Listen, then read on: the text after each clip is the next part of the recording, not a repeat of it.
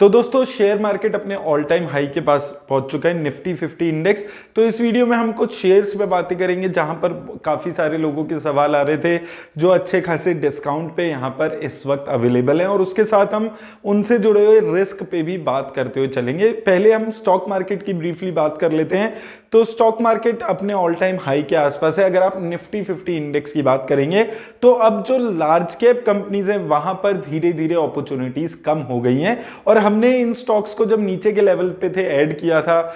Infosys, HDFC bank, ICICI bank, और अभी recent में आप देखेंगे एचडीएफसी लाइफ ने भी हमने 520-25 के लेवल पे ऐड किया था, उसमें भी एक अच्छी उछाल आ गई। तो धीरे धीरे जिन भी लार्ज कैप कंपनीज पे हमने बात की थी उन कंपनीज में अच्छा खासा उछाल आ चुका है। तो अब वो नीचे के लेवल्स में हम ऑलरेडी इन्वेस्ट करके बैठे हैं। तो मुझे लगता है अभी आपको उन कंपनीज में पेशेंस रखने की जरूरत है। केपीआईटी टेक में भी काफी सारे लोग पूछते हैं, हमने 500-550 पे लगातार इन्वेस्ट किया था, उस टाइम पे हमने बात की थी, अब वो 700 से क्रॉस कर चुका है। तो जिन कंपनीज में हमने नीचे के लेवल पे ऑलरेडी इन्वेस्ट किया हुआ है, अच्छी खासी रिटर्न्स वहां पर बन गई है, तो वहां पर पेशेंस रखने की अभी जरूरत है। अब वहां पर वेल्थ क्रिएट हमारी होनी शुरू हो चुकी है। अब दोस्तों बात आती है कि अभी मार्केट में अपॉर्चुनिटीज कहां है। तो देखिए मार्केट में अगर आप स्टॉक मार्केट का सिनेरियो इस वक्त समझेंगे तो लार्ज कैप की अच्छी कंपनीज यहां पर चल चुकी हैं, लेकिन उसके बाद भी जो छोटी कंपनीज हैं, मिड कैप, स्मॉल कैप, इनके चाहे आप इंडेक्सेस की बात करें, आईटी सेक्टर में देखें, वहां पर अभी भी ऑल टाइम हाई के आसपास ये नहीं पहुंचे हैं। ऑल टाइम हाई से अभी भी 10-15% के डिस्काउंट पे ये कंपनीज अवेलेबल हैं। तो वहां पर अपॉर्चुनिटीज लगती है, और मुझे लगता है कि अब जो नेक्स्ट रैली आनी चाहिए वो मिड कैप में, स्मॉल कैप में आनी चाहिए। अब वो 2 महीने में आती है, 4 महीने में आती है, 6 महीने में आती है, वो कहना मुश्किल होता है। लेकिन लार्ज कैप में जो अपॉर्चुनिटीज थी वो अब धीरे धीरे, जो रिस्क रिवॉर्ड था उसके मुकाबले अब रिस्क ज्यादा हो गया है, रिवॉर्ड कम हो गया है। और लार्ज कैप में 3 ऐसी कंपनीज अभी भी मुझे दिखती हैं जहां पर अच्छी गिरावट आई हुई है, जो अपने अच्छे खासे सपोर्ट पे इस वक्त नजर आती है। पहली बजाज फाइनेंस, यहां पर भी एक अच्छी खासी गिरावट है। कंपनी ने अभी अपने हाईएस्ट एवर क्वार्टर पेश किया था, नेट प्रॉफिट सबसे ज्यादा यहां पर हुआ था। उसके बाद भी इसके शेयर में 8000 से गिर के अभी 6600-6700 पे चल रहा है। 6500 का चार्ट पे इसके अच्छा खासा सपोर्ट है, तो वो एक क्रिटिकल लेवल यहां पर रह सकता है जिससे ये शेयर घूमे। तो इस शेयर पे यहां पर आपको नजर रखनी चाहिए। दूसरी कंपनी अभी जो लार्ज कैप कैटेगरी में आ रही है नजर में, वो है कोटक महिंद्रा बैंक। अब देखिए आईसीआईसी बैंक पे हमने बात की थी, वहां पे रिटर्न्स आ गई, एचडीएफसी बैंक में रिटर्न आ गई, एसबीआई में रिटर्न आ गई, अभी तक कोटक महिंद्रा बैंक नहीं चला है। तो हो सकता है जो नेक्स्ट रैली बैंकिंग में आए, अगर वहां पर आती है तो एक कोटक महिंद्रा बैंक में भी हो सकता है अपॉर्चुनिटी देखने को मिल सकती है। प्राइस टू अर्निंग रेशियो इसका देखेंगे 27 के आसपास आ चुका है। ऑल टाइम इसका जो प्राइस टू अर्निंग रेशियो रहा है वो 38 के आसपास रहा है। तो वैल्यूएशन वाइज भी काफी गिरावट कोटक महिंद्रा बैंक में ऑलरेडी आई हुई है। रिजल्ट्स जो थे वो इसके ठीक आए थे, ग्रोथ वहां पर देखने को मिली थी, लेकिन अभी तक वो रिटर्न्स इसके जो बैंक है वहां पर देखने को नहीं मिली है। तो ये भी एक बैंक है जिसको आपको अपनी वॉच लिस्ट में ऐड रखना चाहिए। अब दोस्तों देखिए जितने भी शेयर्स में मैं यहां पर बात कर रहा हूं सबको आपको वॉच लिस्ट में ऐड करना है। अपॉर्चुनिटी आपको दिखे तो ही इन्वेस्ट करना है। मार्केट की कंडीशंस ऐसी हो चुकी हैं कि मैं यहां पर आपको ये नहीं बोलूंगा कि आप लमसम इन्वेस्ट करने के बारे में सोचें। जो हम बात करते हैं कि थोड़ा थोड़ा करके इन्वेस्ट करना है, वो ही आपको स्ट्रेटेजी इस मार्केट कंडीशन में रखनी है, क्योंकि बहुत ज्यादा अनसर्टेन मार्केट कंडीशंस ये यहां पर चल रही हैं। और उसके साथ साथ आप देखेंगे यूएस में जो इन्फ्लेशन के नंबर्स नेक्स्ट आएंगे 11-12 दिसंबर के आसपास आई थिंक आएंगे, उस पे भी मार्केट की नेक्स्ट रैली डिपेंड करेगी। अगर इन्फ्लेशन और कम होता है तो मार्केट में एक और रैली आपको देखने को मिलेगी। अगर इन्फ्लेशन बढ़ जाता है तो आपको मार्केट में गिरावट देखने को मिल सकती है। तो इन चीजों का आपको ख्याल रखना है साथ में अगर आप इन्वेस्ट कर रहे हैं। तीसरी कंपनी एवेन्यू सुपरमार्ट्स, यहां पर भी एक अच्छी गिरावट आई हुई है। 3900 का इसका जो लास्ट एक सपोर्ट यहां पर दिखता है उसके आसपास ये कंपनी यहां पर चल रही है, तो इसको भी वॉच लिस्ट में रखिए। ये भी अच्छे खासे डिस्काउंट पे इस वक्त यहां पर मिल रहा है, तो इस चीज को भी आपको यहां पर ध्यान रखना है। अब दोस्तों बात आती है केमिकल सेक्टर की कंपनीज की। तो केमिकल सेक्टर की मोस्टली जितनी भी कंपनीज हैं वहां पर आपको 20 से 50% के डिस्काउंट पे ये कंपनीज मिल रही है। लेकिन आपको एक चीज समझनी है कि इनके रिजल्ट्स भी खराब आ रहे हैं। जो केमिकल सेक्टर है जो कमोडिटीज के प्राइसेस बढ़ रहे हैं, जो ओवरऑल इन्फ्लेशन बढ़ रही है, उसका इंपैक्ट इन कंपनीज पे आ रहा है। उनके जो मार्जिन है वो भी इंपैक्ट हो रहे हैं, रेवेन्यूज भी इंपैक्ट हो रहे हैं, और अगले 1-2 क्वार्टर्स के जो इनके मैनेजमेंट कमेंट्री है वो भी पॉजिटिव नहीं है। तो ये चीज को आपको केमिकल सेक्टर में समझकर चलना है। और हो सकता है कि अगर सेकंड इनके जो नेक्स्ट क्वार्टर के रिजल्ट्स हैं वो अच्छे नहीं आते हैं तो और फर्दर गिरावट आपको देखने को मिले। लेकिन अगर आपको इसमें इन्वेस्ट करना है, आपको एंट्री करनी है, तो ये एंट्री के लिए एक 10-12% इन्वेस्टमेंट के लिए एक अच्छा मौका भी यहां पर हो सकता है। तो इनमें से 2 कंपनीज, एक एसआरएफ लिमिटेड काफी ज्यादा गिर चुकी है, 2800 से 2200 के आसपास यहां पर आ चुकी है, 2150 के आसपास का एक सपोर्ट लेवल यहां पर दिखता है। तो मुझे लगता है कि एसआरएफ लिमिटेड एक ऐसी कंपनी यहां पर रह सकती है जहां पर एक यहां पर एंट्री पॉइंट आपको मिल सकता है। और दूसरी कंपनी दीपक नाइट्राइट यहां पर है, जिस पे हमने काफी सारी बात की है। 1700-1800 के लेवल्स पे हमने काफी ज्यादा इसमें बात की थी जब इन्वेस्टमेंट की अपॉर्चुनिटी थी। हालांकि अब ये 2100 के आसपास है, 2300 से गिर के 2100 पे एक अच्छा कंसोलिडेशन यहां पर देखने को मिल रहा है। और ये भी नेक्स्ट क्वार्टर के रिजल्ट्स पे बहुत ज्यादा डिपेंड करेगा इसके, कि अगर नेक्स्ट क्वार्टर के भी रिजल्ट्स अच्छे नहीं आते हैं तो और फर्दर गिरावट यहां पर देखने को मिल सकती है। तो इन 2 कंपनीज पे भी नजर रखने की जरूरत है।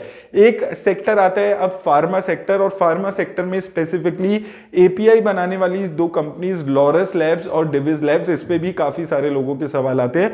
तो यहां पर भी वही हाल है कि यहां पर भी गिरावट देखने को मिल रही है। अगर आप रिजल्ट्स की बात करते हैं, रिजल्ट्स अच्छे नहीं आ रहे हैं और अगले क्वार्टर की जो कमेंट्री है वो भी अच्छी नहीं आ रही है।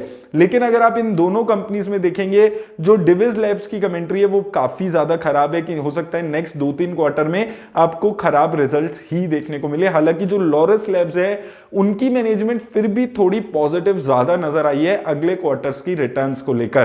तो यहां पर दोनों ही जो स्टॉक्स हैं, डिविज लैब में हम बार बार बात करते हैं 1300 के लेवल्स हैं उसके, जहां पर एक सपोर्ट है, वो उसी को मेंटेन करके चल रहा है। तो हो सकता है इन्हीं लेवल्स पे कंसोलिडेट करे। और वहीं लॉरस लैब्स को भी अगर आप देखेंगे 450 के लेवल्स हैं यहां पर, और हो सकता है ये भी 450 के लेवल्स के आसपास ही कंसोलिडेट करते हुए आपको नजर आ सकता है। तो ये 2 जो स्टॉक्स हैं उनमें काफी सारे लोग पूछ रहे थे क्या करना है क्या नहीं करना है, तो ये चीजों पे आपको यहां पर समझ के चलना है। अब 2-3 स्मॉल कैप कंपनीज पे बात करते हैं। इंडिगो पेंट्स पे काफी सारे लोग पूछ रहे हैं, तो 1400 के यहां पर लेवल्स थे जो इसने तोड़ दिए, तो 1400 का जो सपोर्ट है उसके ऊपर अगर ये आता है तो परचेज करने के बारे में सोचें, या फिर नीचे के लेवल्स पे ये कंसोलिडेट हो पाती है कंपनी तो आप परचेज करने के बारे में सोचें। और काफी सारे लोग घबरा रहे हैं कि भाई बहुत गिरावट आ गई है, एक दिन में 8-9% की गिरावट आ गई। तो दोस्तों देखिए, आप अगर स्मॉल कैप कंपनीज में इन्वेस्ट करते हैं तो एक चीज आपको समझकर चलनी है कि ऐसी वॉलेटिलिटी बहुत ही ज्यादा नॉर्मल होती है अगर आप स्मॉल कैप कंपनीज की बात करते हैं। तो अगर आप स्मॉल कैप कंपनीज में ये वॉलेटिलिटी नहीं देख सकते तो आपको स्मॉल कैप कंपनीज में इन्वेस्ट करने से थोड़ा सा बचने की जरूरत है, और आप लार्ज कैप कंपनीज में इन्वेस्ट करने के बारे में सोचें। लेकिन अगर आप सोचते हैं कि स्मॉल कैप कंपनीज जो मल्टी बैगर बनती हैं वो लगातार ऊपर ही जाती है, तो ऐसा नहीं होता। ये जो जर्नी होती है ये ऐसे ही चलती है जहां पर आपको गिरावट भी देखने को मिल सकती है। तो उन चीजों का आपको समझकर चलना है। ओवरऑल फंडामेंटली कंपनी अच्छी है, गिरावट आ रही है इसमें, तो उन चीजों को आपको समझकर चलना है अगर आप लॉन्ग टर्म के लिए इन्वेस्ट कर रहे हैं। ऐसे ही ओलेक्ट्रा ग्रीनटेक भी एक कंपनी है, यहां पर भी 550-560 के लेवल्स हैं, जिसको ये तोड़कर कंपनी अभी नीचे ट्रेड करती हुई नजर आ रही है। तो 550-560 के लेवल्स पे दोबारा से आकर सपोर्ट बनाती है तो ही इन्वेस्ट करने के बारे में सोचें। दोस्तों देखिए, मैंने पहले भी आपको एक चीज बोली थी जब हमने पेटीएम का एग्जांपल लिया था कि आपको कभी भी फॉलिंग नाइफ को कभी भी कैच करने की कोशिश नहीं करनी है। जो शेयर लगातार नीचे जा रहा है उसको खरीदने की कोशिश नहीं करनी है। इसका मतलब क्या होता है, इसको आपको समझना है कि जब कोई शेयर लगातार नीचे ही जा रहा है, कोई सपोर्ट नहीं है, किसी जोन में किसी भी प्राइस लेवल पे वो सपोर्ट नहीं बना पा रहा, तो आपको उसमें इन्वेस्ट नहीं करना है। लेकिन अगर कोई स्टॉक किसी एक लेवल पे आके एक अच्छा सपोर्ट दिखाता है, कंसोलिडेट होता है, तो उन लेवल्स पे आप उसमें 10-12% की खरीदारी करके चल सकते हैं। तो ये चीज आपको समझनी है। और जब तक वो शेयर अपने सपोर्ट लेवल के ऊपर दोबारा से नहीं आता है, तब तक उस शेयर में कितनी गिरावट होगी, कहां तक वो नीचे जाएगा, कोई नहीं बता सकता है। तो इसलिए आपको स्टैगर्ड मैनर में इन्वेस्ट करना है, सपोर्ट लेवल के ऊपर शेयर आता है तब इन्वेस्ट करना है, या फिर जब नीचे के लेवल्स पे नया सपोर्ट वो बना पाता है, कंसोलिडेट कर पाता है, तब इन्वेस्ट करना है। ये चीजों को आपको यहां पर समझकर चलना है। और स्मॉल कैप में जैसे ओलेक्ट्रा ग्रीन टेक हो गया, इंडिगो पेंट्स हो गया, यहां पर अगर आप ये वॉलेटिलिटी झेल सकते हैं, देख सकते हैं, तो ही आप ऐसी कंपनीज में इन्वेस्ट करने के बारे में सोचें। और दोस्तों आखिरी में अभी काफी सारे लोगों का पीएसयू स्टॉक्स पे बहुत सारे सवाल आते हैं, क्योंकि पीएसयू स्टॉक्स ने एक जबरदस्त रिटर्न्स दिए है। और मैंने अभी आपको लगभग 15 दिन पहले भी मैंने एक वीडियो बनाई थी जिसमें मैंने 4 ऐसे पीएसयू स्टॉक्स पे बात की थी जिनमें आप इन्वेस्ट कर सकते हैं। अब देखिए पीएसयू स्टॉक्स में आपको एक चीज क्लियर रखनी है कि आपको वेल्थ क्रिएशन के लिए पैसा नहीं डालना है। आपको ये उम्मीद करके पैसा नहीं डालना है कि मैंने ये शेयर 20 रुपए में खरीदा है, ये 30 रुपए का हो गया, ये हो जाएगा, या 40 रुपए का हो जाएगा। आपको प्योरली डिविडेंड के लिए इन्वेस्ट करना है, क्योंकि होता क्या है, अब ऑलरेडी जो सरकारी कंपनीज हैं वो अच्छा खासा रिटर्न्स दे चुकी है। अब इन लेवल से और अच्छी रिटर्न्स आएंगी या फिर गिरावट आएगी, ये कहना बहुत ज्यादा मुश्किल है, क्योंकि बहुत टाइम से ये स्टॉक्स परफॉर्म नहीं कर रहे थे। लेकिन अब क्या हो रहा है, अब मार्केट में रिसेशन की बातें हो रही हैं, वो डर लग रहा है लोगों को, तो सब पीएसयू स्टॉक्स में डिविडेंड के लिए इन्वेस्ट कर रहे हैं। तो डिविडेंड के लिए अगर आप इन्वेस्ट करना चाहते हैं तो एक चीज देखनी बहुत ज्यादा जरूरी होती है कि क्या वो स्टॉक लगातार प्रॉफिट जनरेट कर रहा है, क्योंकि अगर स्टॉक जो कंपनी है वो लगातार प्रॉफिट ही जनरेट नहीं करेगी तो आपका पैसा भी वहां पर लगातार आपको भी डिविडेंड नहीं मिल पाएगा। तो ऐसी 4 कंपनीज मुझे पीएसयू स्टॉक्स में दिखी थी जिसपे मैंने सेपरेट वीडियो भी डिटेल्ड बनाई है। मैं इनमें आपको नाम बता देता हूं जो लोग मुझसे पूछ रहे थे। पहला पावर ग्रिड कॉर्पोरेशन लगातार प्रॉफिटेबल कंपनी है, 4 से 5% की डिविडेंड यील्ड लगातार देती है। दूसरी आईआरएफसी, पिछले 8-10 सालों की आप बैलेंस शीट उठा के देखेंगे, हर साल प्रॉफिटेबल रही है, अच्छा डिविडेंड देती है, 4 से 5% का डिविडेंड मिलता है। तीसरी आरईसी लिमिटेड, 13-14% का डिविडेंड है, बहुत सालों से लगातार प्रॉफिटेबल कंपनी है और एक कंसिस्टेंट डिविडेंड ये भी कंपनी प्रोवाइड करती है। और चौथा एनटीपीसी, ये कंपनी भी लगातार डिविडेंड देती है, 8-9% की डिविडेंड यील्ड है और ये भी लगातार प्रॉफिटेबल कंपनी रही है। तो पीएसयू स्टॉक्स की जो रनअप है उसमें आपको अगर पार्टिसिपेट करना है तो इन कंपनीज में आप इन्वेस्ट करने के बारे में सोच सकते हैं। वॉच लिस्ट में एटलीस्ट ऐड करिए, अच्छे मौके मिलते हैं तो एंट्री करके, लेकिन डिविडेंड के लिए। और अगर आपको इनमें 10-12% की रिटर्न शॉर्ट टर्म में मिल जाती है तो आप इनसे निकलने के बारे में सोचें। ये कंपनीज लॉन्ग टर्म में वेल्थ क्रिएशन के लिए नहीं बनी है, ये मोमेंटम इन्वेस्टिंग के तरीके से अगर आपको इनमें इन्वेस्ट करके थोड़ा बहुत पैसा बनाना चाहते हैं तो अपने रिस्क के हिसाब से स्टॉप लॉस लगाकर इनमें इन्वेस्ट करने के बारे में सोचें। और एक चीज याद रखिएगा कि ये जितनी भी हमने इस वीडियो में कंपनीज पे डिस्कशन किया है, ये किसी भी तरह की इन्वेस्टमेंट की एडवाइस नहीं है, ये मेरे पर्सनल व्यूज हैं सारे। इनमें से कई कंपनीज में मैं खुद भी इन्वेस्ट कर रहा हूं, तो वो चीज भी एक आपको समझकर चलनी है।